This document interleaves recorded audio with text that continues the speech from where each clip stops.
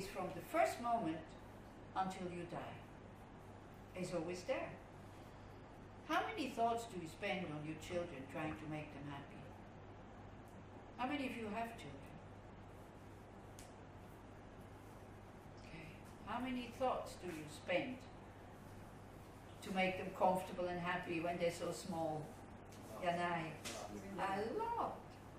And even when they're old, then they go to the army and you worry about them. Then they go to India, you worry even more. You think, oh, if only the army would have kept them. India is much more dangerous. Yeah. Then they get married. Oh, will they be happy? Then they want to get pregnant. Oh, will they get pregnant? And then they have to, the daughter has to give birth. Oh, will it go well? Will it go right? And then, will she be able to cope and all this? And for the son, will the woman, his wife, will she know how to cook? Will she know how to look after him? Will she know how to treat him the proper way? I'm not. No? Nothing? I don't believe you. Yeah, all these thoughts. So then bodhicitta, this thought, I have to attain enlightenment because, so actually first you develop this thing, I want to be of benefit to them. By seeing we're not capable of doing that, then we go, I have no other choice. I have to eliminate my negative minds, and then I have to go on this bodhisattva path. So the bodhisattva path is that path which has these two aspects. I need to attain enlightenment. Why? Because I want to benefit all sentient beings. What do I need to do? I need to strengthen that bodhicitta mind until it's there. You know, when Sigal asked yesterday, how long do I have to meditate on that? Until that wish for the happiness of all beings is as strong and as permanent as the wish for your children. But for all beings. So you can see that will last a long time. Yeah? And then how do I behave as a bodhisattva? Then it's the 6 perfections, and we talk about them tomorrow. When bodhicitta is in your mind, then you will look, what do I need to do? And you will have contact with groups who are Mahayana groups who do, teachings on how to develop bodhicitta, how to keep your bodhicitta vows. You take vows, you take bodhicitta vows, bodhisattva vows, which are much more difficult to keep than the pratimoksha vows. The pratimoksha vows are self-liberation vows, not to do this, not to do that, not to do that. And the bodhisattva vows, these are vows that help you practice the 6 perfections of generosity, ethical conduct, patience, enthusiastic effort, concentration and wisdom. So that's one method. That comes from a sangha. We probably already stumbled on the first step. But again, how this first step can become more real is because when my dad had just died, I was overwhelmed with grief. All my Buddhist knowledge about impermanence had totally disappeared. There was only pain. Luckily, the Buddhist knowledge about how to do mindfulness on pain was still there, so I shut myself into retreat. I did not want to be consoled. I wanted to live that grief. It's also an ego thing, but anyway, it's because I felt special. It's my first dad that dies. I only have one. I never lost anybody in my life, so it was like, I told everybody my dad had died. I don't know why. It's like, as if other people's dads don't die. And I didn't want to be consoled in a way, so I shut myself off in retreat. And I just let the pain come. And I just let it come, and then it would fade away, and then it will come again, and fade away, and come again. Like you with your anger probably. Comes, goes, comes, goes, comes, goes. Grief to clover. Huh? Grief to clover. Then I had a fly kind of going around my face, like Nefat this morning. I saw you. So he was very considerate. He was just trying to, probably hoping that it will go to the neighbor. The bodhisattva would not go. Would say, stay here, so you're not bothering anybody else. That would be the bodhisattva thing. And you can actually see the reaction towards insects in spiritual practitioners. They're much more calm when insects come. It's not that insects are not going to them, but there's so much calm. Like a fly or somebody who doesn't do anything with their mind, it can upset them so much. And then they carry this upset mind out into other situations. You carry it with you. Whereas, when you practice patience, well, the fly is there, okay. And it's there. And it's okay. So as all of a sudden I had this thought, what if that fly is my dad? The mind of my dad. Now, I didn't start talking to the fly, hello dad, how are you, whatever. But my annoyance about the fly being in my face was gone. And with a lot of consideration, I caught it and put it outside. So this is this whole thing, when you can just imply, wow, this being has been my mom, saved my life, gave me food, educated me and all this. Your attitude towards the scorpion, for example, or the snake, or the enemy, changes. Totally. It doesn't mean you put the scorpion in your bed, but you try to create a situation when you and the scorpion are safe. The safest situation for you would be what? Not with your hand. And this is what most of the people do. An act of killing. So I am safe. Not thinking, maybe the scorpion has children at home. Oh, and they're waiting for mommy scorpion to come home with the food, and then they go, oh, where's our mommy? They're just as dependent on their mommy as we are when we are small. I saw scorpion once with small children on the things. It's really interesting how they do it. Yeah. We don't think like that. Do mosquitoes have kids? Have children? I don't know, but I think so. Otherwise, why they have eggs, isn't it? They have eggs. These eggs also need some nourishment. I don't know how. But anyway, if you can stop killing them, you will not have more nor less mosquito bites, and you will not have this, pleasure of killing.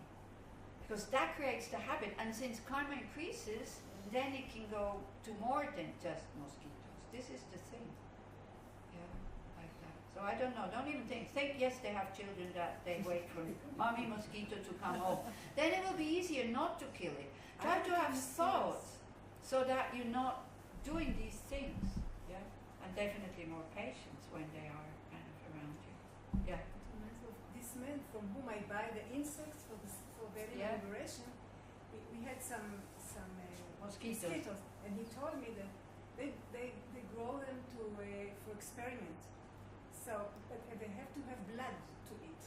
So it's difficult to find blood. So when he is lazy, he just puts his arm and then I think he gives his own blood. Yeah. People, for example, people who earn money with testing mosquito repellents, they have to do the same thing. It's usually students who don't have money, so you can earn quite a bit of money, because then they put one repellent here, one here, one here, one here, and then you have to stick your arm into a cage with mosquitoes. And then they look where you were not bitten, that is the best. And you can earn money with it. So if you earn money, it still hurts, but this is a very easy way to earn money, actually. Just stick your arm into the thing, and then that's it. You will let the mosquitoes bite you. You can volunteer for that also. So this is what I mean. Like seeing all beings as once, having been one's mother, it will change our attitude towards them. We would still try to protect ourselves. This is what I'm saying. I can bear 3 mosquito bites, and then that's about it. This is why I put mosquito repellent, because I don't have that much patience. But I don't kill them. Even if I could, I don't. At the beginning, it was difficult not to kill them. At the beginning of having the vow not to kill, it was very difficult not to with that. Oh, come on. It can't sleep because of the zzz. And then I thought, no, come on, it's just one, it's easy. No. Yeah? And now there is no more wish to kill. So this is again how when you start to keep vows, the wish to do something negative all of a sudden disappears. The second method is from Shantideva, and Shantideva only wrote 2 texts, One is called the Bodhicharya Avatara. Can I ask something? Huh? What? Sorry. Did I forget something? Maybe I didn't hear. Great resolve in the first level. Great resolve. Yeah, the great resolve. After having developed compassion, feeling our compassion, seeing that there's no way I can help others, and seeing that not so many people are also trying to become a Buddha, the great resolve, even if I'm the only one becoming a Buddha, I will save them all from the suffering of samsara. And then the result of that, so these first 6 ones, yeah, seeing all beings as our mothers, remembering their kindness, wanting to repay the kindness, love, compassion, great resolve, these are the causes to then bodhicitta develops. A very strong mind, full of self-confidence, no matter how long it takes. Even if I'm the only one, I will not give up until everybody else is free from the suffering of samsara. And then bodhicitta is there. When this, of course, when this thought comes spontaneously, at the moment I have a spontaneous, I want to be happy, no matter what. So that needs to be expanded. Is clear? Okay. So then exchanging oneself from others comes from Shantideva, and it's in the 8th chapter of the Bodhicharya Avatara, a guide to a bodhisattva's way of life. So this text gives you instructions how to practice the 6 perfections. It's not totally explicit, but you can really find it in there. So the first one is equanimity. So equanimity, first we start to see that we're not at all equanimous. That we have people we love very much and we would give our skin, our blood, our bones, our organs if we need to without any problems. And then we have others, some others, maybe not many, that even if we could help, like they need a hand to carry something, but even that we don't do. And then we have most of the beings on this planet that we're absolutely not concerned about. They're nothing to do with me. How many people you meet every day when you go, for example in Tel Aviv, when you go to work? On the bus, in the street, in other cars. You even look at them. How many of these faces do you remember? 0. We even get upset at them, about them. What are they doing here at the same time as me? I need to go to work quickly. They're in my way. Get out of my way. Instead of just thinking, I am not the only one. Look, everybody else is in the same situation. Then you relax. But sometimes it seems as if these people, on purpose, are standing there in this queue or in the line just to make you upset. Yeah. Queues are a very, very good way of practicing patience. When I came to Atlit, some people haven't heard it yet, so I'll tell it again. When I came to Atlit, I didn't have, maybe I didn't tell you when I was there. So I didn't have my Visa card with me, I only had my Swiss bank card to buy the ticket on the machine. Because in Israel, counters, difficult, always. It's like you have to kind of, otherwise somebody cuts the line and all this. They're not very good at that. It's a national sport to jump lines, I think, here. Jump queues. Switzerland, very easy. Yeah. England and America, even more. They actually ask you, 5 meters away from the queue, they ask you, are you in queue? And if you say yes, they queue up behind you. They don't even say then, please go. Anyway, I came, so I couldn't get to the machine, so I thought, okay, one counter open. Actually nobody, but a quite stereotype religious lady. Fat, pregnant, 4 kids already, the wig a little bit like this, a bit messy, like stereotype. And she had a sheet of paper with 2 tickets stapled to it, and I saw it, I thought, problem. So I asked her, I said, are you in line? And she said, no, but, and she immediately went, because of course she was afraid that would go before her. So I let her go. Then I knew what was coming. There was only one counter open. She was discussing there about these tickets and blah, blah. Behind me, 4 women queued up. It lasted maybe 2 minutes. then started screaming, you know, Maze, Mama, only one couch open. I knew it was coming. I was totally prepared for it. So I looked and I said, look, I think she's having a problem because she has tickets and so that's why it lasts so long. So already she calmed down a little bit. And then I said, because I was there quite early, I said, look, I have 20 minutes, I'm not in a hurry. If she's finished, you can go before me. Whole situation calm. Then the woman behind her looked around and said to the woman behind her, I'm also not in a hurry. If you want, you can go before me. So easy. And people say, oh, it won't work. Yes, it works. If you mean it. If, of course, you do it the Swiss way by saying, I let you go first and you expect the other person to say, no, no, no, no, it's okay, then it won't work. Because that's what the Swiss do. That's Swiss politeness. Yeah, hoping that they find you so nice and so polite that they won't take. So we should send them to Israel. then you learn to stop being falsely polite because every time they say yes. I noticed that habit when I had the first apple in Nepal, the first apple of the season in Nepal. Somebody gave it to me, and I started eating it. So I see somebody standing next to me, looking at me. I said, "Do you want to bite?" I was sure he would say no. He took the apple, ate the whole rest.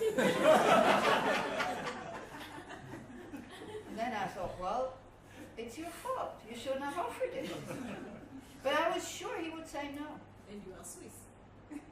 Yeah, this is the Swiss way of being polite, because the Swiss person would have said, no, no, no, it's okay. Because you offered it to Israeli. Huh?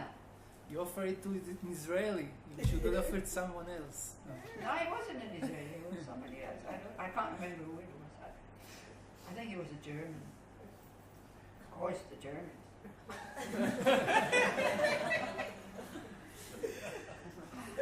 Yeah.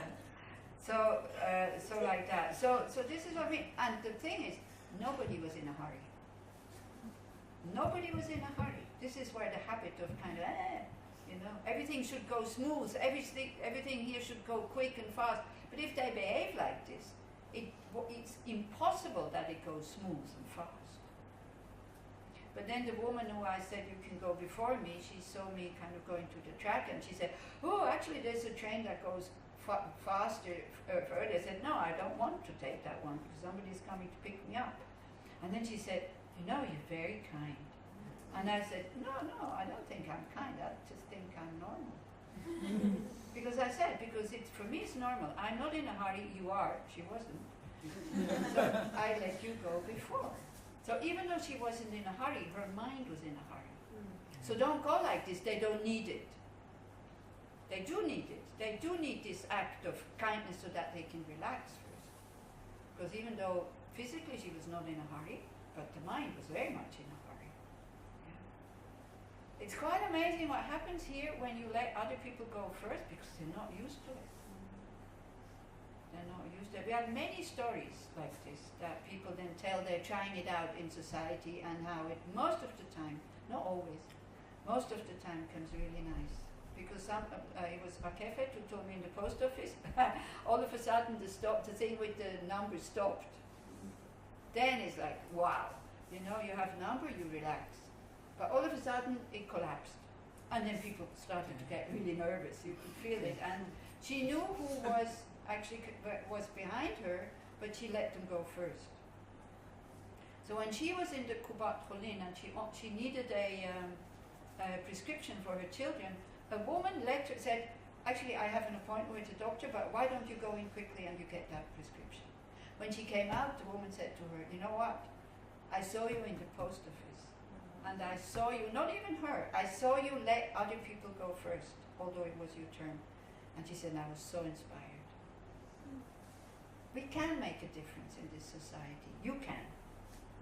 Doesn't need to be necessarily bodhicitta, but a little bit more relaxed. And try to have time when you go to the bus station and to the airport and to the train. Don't go last minute and then you're stressed and then everybody's in your way. That is part of your bodhicitta practice here. This is how we start. And then your practice will be, you let everybody go first on the train or on the bus. That's your practice. And you will see that even that is difficult. difficult, but it's possible. Okay, so equanimity. We see that we're not equanimous. Some people we would let go first, absolutely no problem. Other people we would actually go like this if they try to push in. You see, the people that need it the most, they're the pushy ones. And then our ego comes in the way and says, no, no, no, not you. Yeah? Whereas somebody is really humble and kind of normal, you let them go first, but don't be humble and normal because you want to manipulate people. Okay? So we see that these three categories that we make, friend, enemy, and stranger, we see that they are based on me, I. Yeah? It looks as if, again, it looks as if they exist inherently out there from their own side, but they are enemy to me only, or friend to me only, of course to some others also, but this, you know, this enemy that is enemy to me can be a friend to somebody else. And the stranger that these strangers, these massive strangers that I pass by every day, they are friends and enemies to somebody else. So these black lines that we make around these three categories, they don't exist. They only exist in our mind. And we totally forget somebody who was a stranger at one point, or let's turn it the other way around, we totally forget. Everybody that is an enemy or a friend now, at one point, we could have sat next to them 5 times on the train already, but we just didn't notice them. Everybody that now we call a friend or a stranger, an enemy, at one point was a total stranger that we didn't care about. Your wife, your husband, you might have met them as kids somewhere, in the swimming pool or on the train or whatever. Yeah? So then we try to even out. Now we're not trying to take away being cautious when beings are dangerous. Like a scorpion, you put him out. You make sure that nobody gets stung. Yeah, or a snake. If you can take them out, take them out. No need to kill them. Yeah? Like that. And so we see that we are too close to our friends, that we are too attached to them also, and too far away from enemies. And we see how quickly that can change. That it's only on present conditions why we call them friends and enemies. So I usually take always the same example. Imagine you're with a friend, you're in India. How many of you have been to India? Okay, have you seen Indian hospitals from inside? Can you survive inside an Indian hospital without a friend? No. No way. Unless it's a Apollo clinic or East-West clinic in Delhi. But if it's a zonal hospital, like a common hospital for everybody, you need somebody to look after you. You need somebody to bring you food. So let's say 2 friends go to India. They book a camel safari in, where is it, Jodhpur or somewhere. They're only in Jaipur. One of them, you fall down the stairs, you break your leg. Need to go to the hospital. Your friend very willingly comes with you 1 day, 2 days. Then she goes, ooh. I know, I don't have any medical knowledge here. I don't know if they're doing the right thing or not. I feel very insecure. It's true. You feel very insecure not knowing whether they do the right thing or not, isn't it? Yeah. Then, and anyway, it stinks. It's true. It stinks. It smells really bad in these hospitals. And then, you know, I mean, I don't have so much money. I don't know if I will have again the opportunity to go on that camel safari. And we already booked the tickets, and we will lose them if we're not going. So I really hate to do that. I really hate to do that. But you know, I wish you all the best. But tomorrow I'm leaving. I'm going on that camel safari. Your friend. What would you think? You would say, oh, please be careful so that you don't fall down and break your leg because it's really not pleasant to be in a hospital. Would you think like that? No. You will probably think, may you fall off your camel and break your leg. And then you know how it feels to be alone in an Indian hospital. Then the one that, you know, that really got you on your case on the aeroplane. You were on the same aeroplane. And it was like a bit selfish and a bit obnoxious and whatever. And he or she hears about it and comes and says, oh, I'm a nurse, I can help you. What would happen in your heart? He wouldn't like it at the beginning. This is why aversion is so dangerous. You cannot accept help from these people. Yeah? Because you don't like her, his or her loudness or selfishness or whatever. You saw it on the plane. You immediately put the label like bad person on that person. And then he or she comes, says, oh, I'm a nurse, I can stay with you, I have nothing else to do, I quite like to look after people. If you are wise, you can open up your heart and say, thank you very much. If aversion is still there, you would say, no, I can cope with it myself, thank you very much. The person leaves. Yeah? But if you're wise, that person would not be your enemy anymore. So it's not enemy in the sense of that they're harming you, enemy in the sense of you dislike the people. You have aversion. It's about attachment and aversion. We can also call it antagonist, maybe a bit safer. So this is what we've worked with many meditations to learn to dissolve these black lines that are around these people. Too much attachment to the loved ones. This is why they can hurt you so deeply, because you have too much attachment for them. Because you expect them to wait and to be there. If it's just an acquaintance that you know since one day, you will still feel sad and hurt, but not as deep as if it's your friend. So the ones that we love the most, they are able to hurt us the deepest. Not because of them, but because of our expectations towards them. So that's why attachment also is dangerous. They're still individual human beings that have a life and they can do what they want, even if they are our friends. And very often people, when they introduce me, they say, this is Losang, my friend. And then I go like, oh, really? I didn't know. But if in their mind I am their friend, they have expectations. And this happens sometimes. At one point it happened when somebody saw me in Hamburg at the teachings of the Dalai Lama. She had a broken leg with crutches, but she had a companion with her. So she stopped me, said hello, I said yes, how are you, blah blah, and all this and so on. I'm sorry.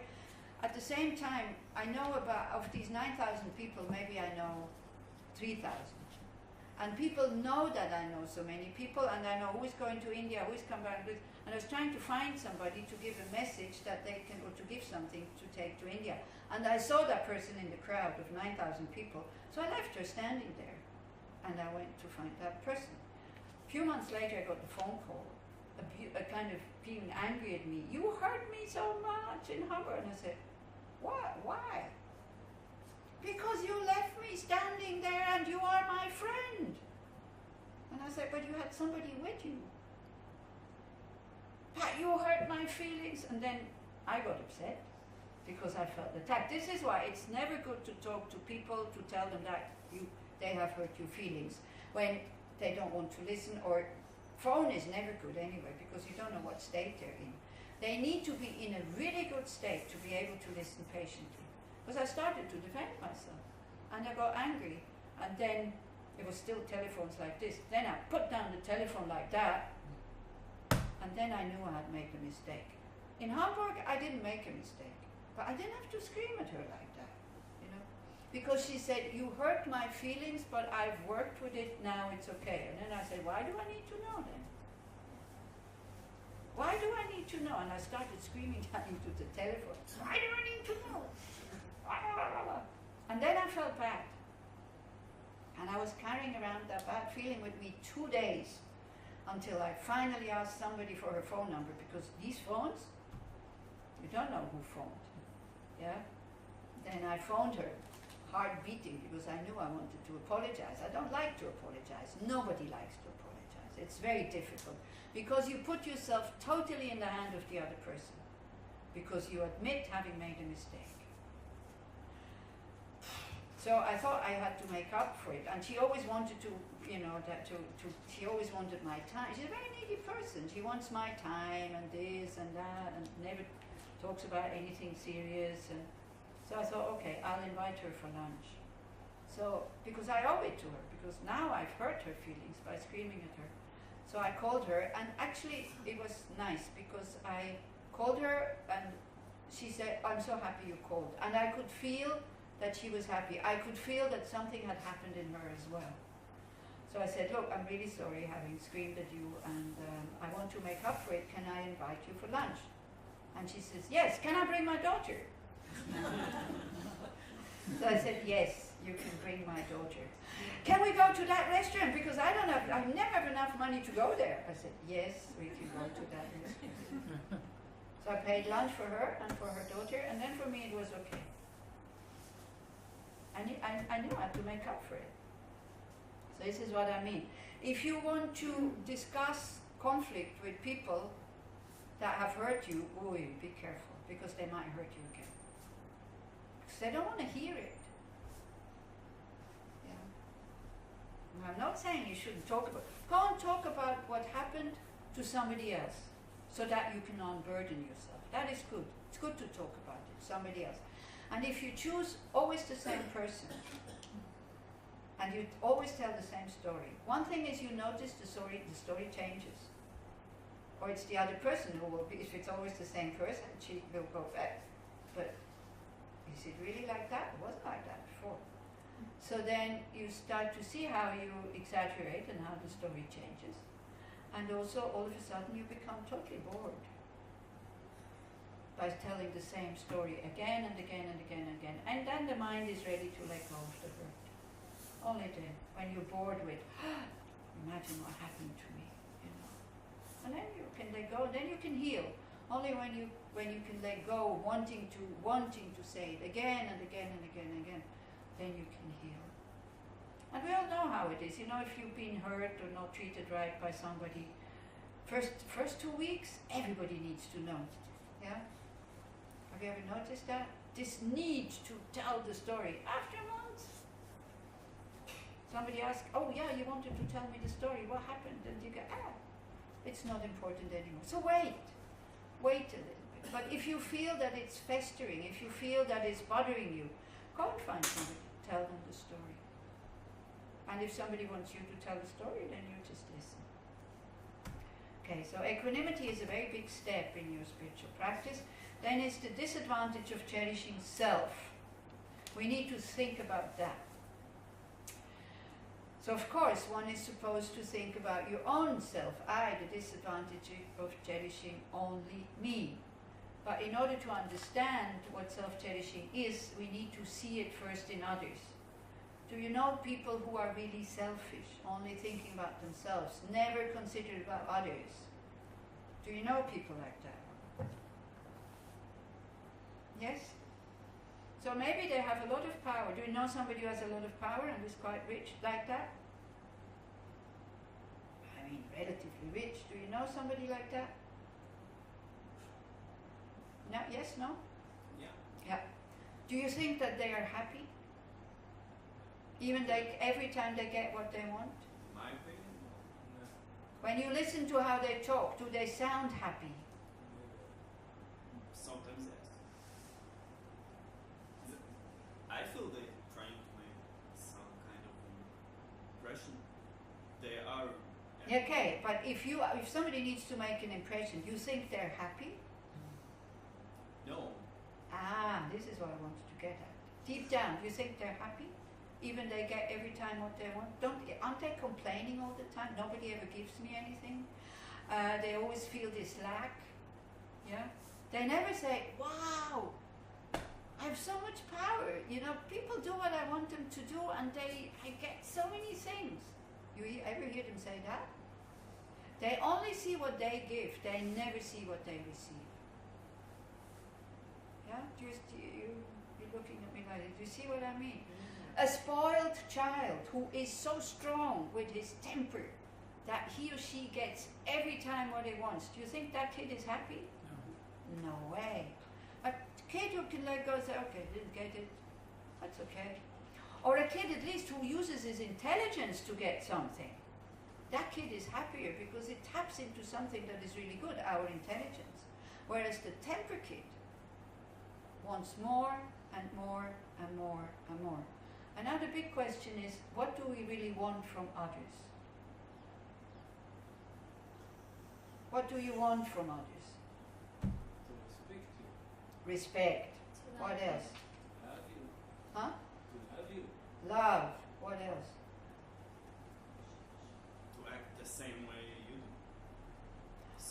Yeah, to agree with us, that they should be the same as us. What else? To be appreciated the way we are without them wanting to change us all the time, isn't it? Yeah. So, if, again, think about this very selfish person, because everybody wants the same things, by the way. It's really universal. This is what we want. Even people say, oh, I don't need it. But they do. This is what makes the connection. Harmony, a good connection. And harmony, by the way, is not always at the same level. Harmony is like different levels, but not going, when you have music, different levels of music, but not going painful to the ears. That is harmony. Doesn't mean that everybody has to have the same opinion, but you're not fighting about it. So how easy is it for us to give these people respect, appreciation, open heart, love? Is it easy? Huh? These people who are not responding, what do you think? You think it's easy? The lady behind your eye. Do you think it's easy? Yeah? I was helping, so Huh? I didn't hear the question. You didn't hear the question. Okay, somebody who is very selfish, like everybody wants respect, appreciation from others, being loved, being treated in a kind way, and so on. Everybody wants that. So somebody who is very self-cherishing, full of him or herself, they also want that. That's why they use their power sometimes to get that. But how easy is it for us to give them respect, love, appreciation when they're very selfish? What do you think? Huh? Not easy. Yeah, not easy. So you see that this is why they have this feeling of lack, because they never get what they want. And they don't even know what it is. The spoiled child doesn't know that it wants to be loved. It thinks it only wants the toys. So it doesn't look in the right space in order to get what we want. So it's the same. When we are very selfish, we don't get what we want. And whenever there's a negative emotion present, the feeling of I, me is there. I get angry, why? Because I or my friends didn't get what they want. I get attached, why? Because I want this thing. I get jealous, why? Because they have more than me. I get depressed, why? Because my problem is the biggest. And then we only see I, me, me, me. The world becomes very small and the problem becomes very big. And people cannot give you what you need, appreciation, love and respect, because you're so difficult to love. Have you ever tried to love an angry person? You can if you're very strong and if there's no attachment. If you see the suffering behind the anger. But for us, they're very difficult. Yeah. So they said, every moment of unhappiness that we have in our life now comes when we did things when we were more concerned about our own happiness. Every moment of frustration, every moment of stress, every moment of not getting what we want comes from such an action. Every moment of happiness and relaxation that we have comes from being concerned about others. And again, we can see this fear of not getting what I want is big and is uncomfortable. Yeah? And then this totally relaxed mind, let me see what I can do for others, is totally relaxed. So we don't even think about future. We think about how does it make me feel now when I'm full of self-cherishing. Do you understand the word self-cherishing? My happiness is more important than the happiness of others. If you go on a train and go like saying, may everybody get a seat, if there's no free seat, I don't get one, doesn't matter. Main thing is that other people get the seat. You're totally relaxed. If you go on that train, I want to get a seat. Blah, it's like fighting, fear, tension. If there is a seat, you take it. If there's no seat, if you already decided from the beginning, you don't need a seat, that's it. Yeah? Okay, how can we get rid of that, being only concerned about ourselves? Right, that's the next step. By thinking about the kindness of others. Thinking how dependent we are. You see, we think we're so independent with our money, our telephone, and our credit card, isn't it? But what if nobody cleans our room? What if these ladies say, oh, I don't need to do that stupid job anymore. I have enough money, thank you very much. Nobody else does it. You come here, you have all the dirt from the people who came before, all the dirty sheets, everything, then what? Food. If nobody grows you food, you think you'll be able to go out in the field and grow whatever you eat in the heat? Look at these people from time to time. Then when you eat your vegetables, you go like, wow, they have very little money. Very often have to leave their country because there's no work there. You think they come because they like Israel and they want to go and work in the fields? You think if they wouldn't have to do it, they wouldn't stay home? Again, I don't want to make you feel guilty. I just want to make us aware how dependent we are on others. When you wear your shoes in the morning, you put them on. How many times you think about the people or the animals, if it's leather, who made it possible for you to have shoes? How many times you drink a cup of tea, you think about the water is coming from somewhere, the tank is coming from somewhere, the tea is coming from us, sugar is coming. There's no end to it. And even if it's almond milk or soy milk or whatever, somebody grew it. Somebody worked very hard. Then all of a sudden when we start to understand, we feel, it's not, feeling guilty is again another ego trip. So don't go there. You pay for it, that's fine, okay? But also the money comes from other people. Either from your parents, from the people who employ you, or from the people who work for you, or from the people who buy your products. Also, if you're all alone, you will not have money. Yeah? So that. And then when you think about that, we start to feel the connection. All of a sudden you touch your t-shirt that you're wearing. Do it. And think somebody has made that. Human beings. What does it do to your heart? It creates a connection.